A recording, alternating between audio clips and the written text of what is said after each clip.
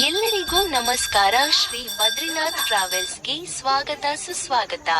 Shri Badrinath travels ವತಿಯಿಂದ ಕರ್ನಾಟಕ ಮಹಾರಾಷ್ಟ್ರ ಪ್ರವಾಸವು ಮರಸೂರಿನ ಶ್ರೀ ಮಾರಮ್ಮ ದೇವಿ ದೇವಸ್ಥಾನಕ್ಕೆ ಪೂಜೆ ಸಲ್ಲಿಸಿ ತಾಯಿಯ ಆಶೀರ್ವಾದ ಪಡೆದು ನಮ್ಮ ಪ್ರವಾಸದ ಪ್ರಯಾಣವನ್ನು ಪ್ರಾರಂಭಿಸಿದವು.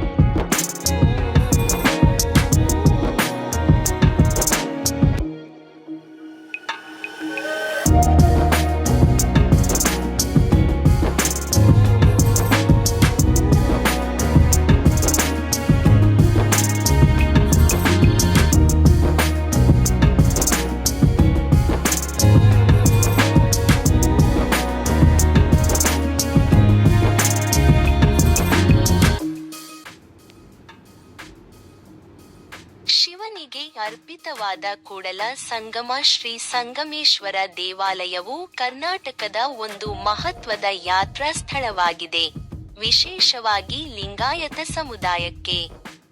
ಇದು ಕೃಷ್ಣ ಮತ್ತು ಮಲಪ್ರಭಾ ನದಿಗಳ ಸಂಗಮದಲ್ಲಿದೆ.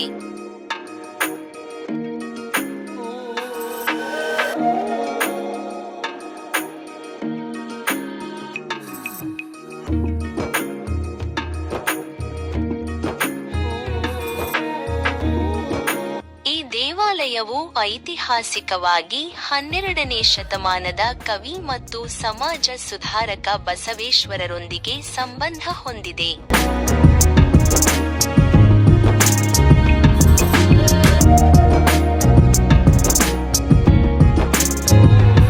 ಅವರು ಅಲ್ಲಿ ಶಿವನನ್ನು ಪೂಜಿಸುತ್ತಿದ್ದರು ಎಂದು ನಂಬಲಾಗಿದೆ.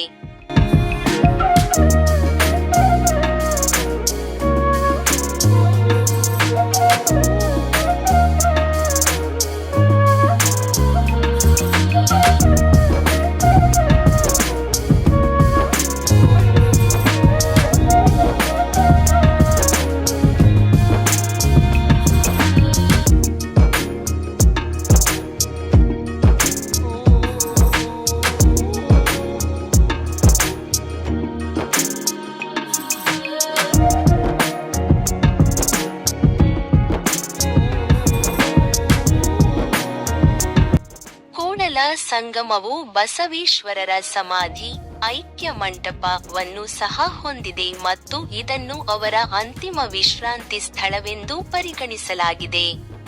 ಈ ದೇವಾಲಯವು ಬಸವೇಶ್ವರರ ಜೀವನ ಮತ್ತು ಬೋಧನೆಗಳೊಂದಿಗೆ ಆಳವಾಗಿ ಸಂಪರ್ಕ ಹೊಂದಿದೆ, ಏಕೆಂದರೆ ಅವರು ತಮ್ಮ ಬಾಲ್ಯವನ್ನು ಅಲ್ಲಿ ಕಳೆದರು ಮತ್ತು ಈ ಸ್ಥಳದಲ್ಲಿ ದೇವರೊಂದಿಗೆ ಏಕತೆಯನ್ನು ಪಡೆದರು ಎಂದು ನಂಬಲಾಗಿದೆ. ಬಸವೇಶ್ವರ ಸಮಾಧಿ ಐಕ್ಯ ಮಂಟಪ ಸಂಗಮ ಸ್ಥಳದಲ್ಲಿದೆ ಮತ್ತು ಅದನ್ನು ಸಿಲಿಂಡರಾಕಾರದ ಗೋಡೆಯಿಂದ ರಕ್ಷಿಸಲಾಗಿದೆ. 12ನೇ ಶತಮಾನದಿಂದಲೂ ಕೂಡಲ ಸಂಗಮ ಯಾತ್ರಾರ್ಥಿಗಳಿಗೆ ಪವಿತ್ರ ಸ್ಥಳವಾಗಿದೆ ಮತ್ತು ಇದು ಲಿಂಗಾಯತ ಸಮುದಾಯದ ಪ್ರಮುಖ ಯಾತ್ರಾ ಕೇಂದ್ರವಾಗಿ ಮುಂದುವರೆದಿದೆ.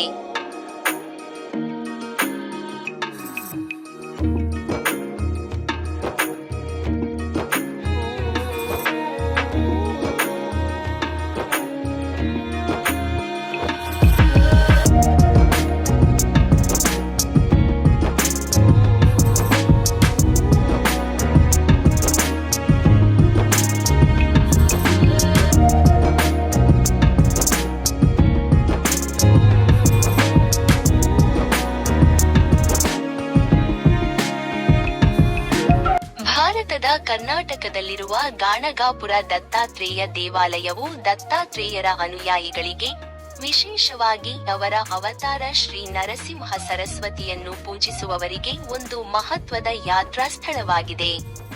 ಶ್ರೀ ನರಸಿಂಹ ಸರಸ್ವತಿ ತಮ್ಮ ಜೀವನದ ಕೊನೆಯ 20 ವರ್ಷಗಳನ್ನು ಕಳೆದ ಸ್ಥಳ ಇದು ಎಂದು ನಂಬಲಾಗಿದೆ ಮತ್ತು ಅವರು ಅಂತರ್ಧನ, ಸಾವಿನಲ್ಲ, ಕಣ್ಮರೆಯ ರೂಪ ಪಡೆದ ಸ್ಥಳ ಇದು ಎಂದು ಹೇಳಲಾಗುತ್ತದೆ. ಭಕ್ತರು ಅವರು ಅದೃಶ್ಯ ರೂಪದಲ್ಲಿ ಅಲ್ಲಿ ವಾಸಿಸುತ್ತಲೇ ಇರುತ್ತಾರೆ ಮತ್ತು ಭೇಟಿ ನೀಡುವವರಿಗೆ ವರಗಳನ್ನು ನೀಡುತ್ತಾರೆ ಎಂದು ನಂಬುತ್ತಾರೆ. ಈ ದೇವಾಲಯವು ದತ್ತಾತ್ರೇಯರ 2ನೇ ಅವತಾರವಾದ ಶ್ರೀ ನರಸಿಂಹ ಸರಸ್ವತಿಯೊಂದಿಗೆ ಆಳವಾಗಿ ಸಂಪರ್ಕ ಹೊಂದಿದೆ.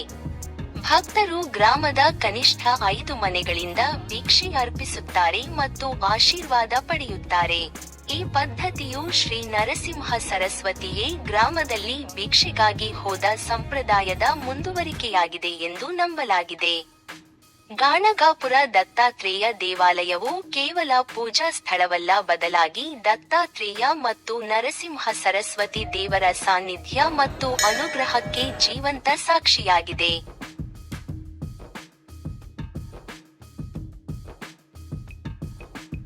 कृष्ण नाम भजन श्रीराम श्रीकृष्ण श्रीकृष्ण श्रीराम श्रीराम श्रीकृष्ण श्रीकृष्ण श्रीराम विठ्ठल नाम भजन.